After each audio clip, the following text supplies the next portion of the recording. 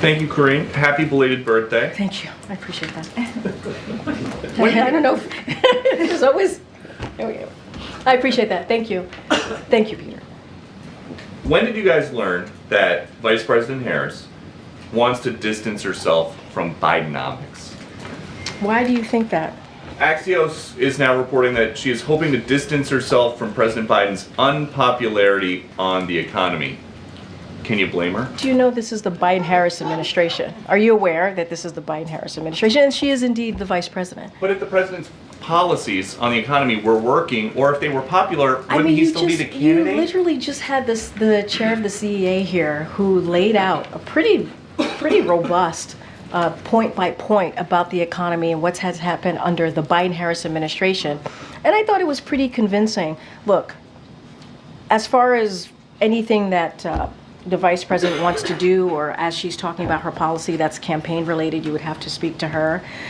One thing that I know for sure is that this president, this vice president are fighting very hard to make sure that the middle class is stronger. They wanted to make sure that we're working to cut taxes for the middle class, for working people, slashing cost for working families, as you have seen them do over and over again. This is something that we believe in. You heard Jared talk about announcements this week about lowering cost, and that is something that they believe in.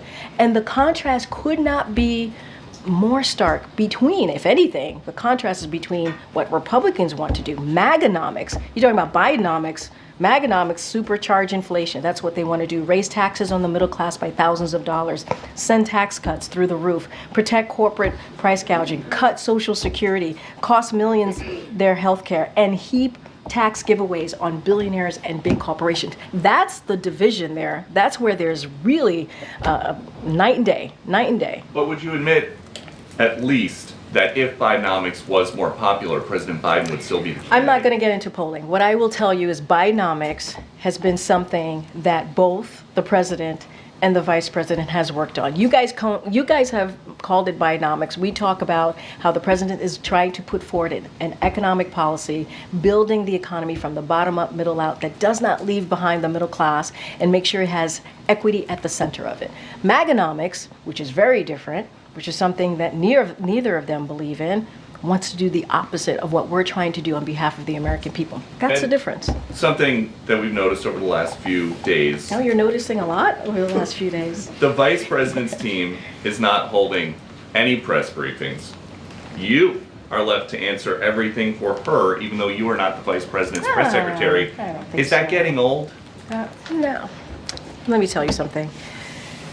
I'm the White House press secretary, as you all know, obviously, for the president, for this administration, for the Biden-Harris administration. It is an honor and a privilege. You hear me say this all the time. Honor and privilege to stand before you to be able to do that job.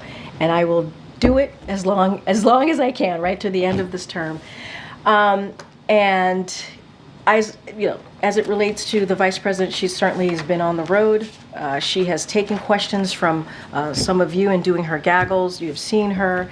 That is something, as anything specific about interview, you certainly would have to reach out to her campaign. But I am proud to be standing here at this podium behind this lectern on behalf of the Biden-Harris administration.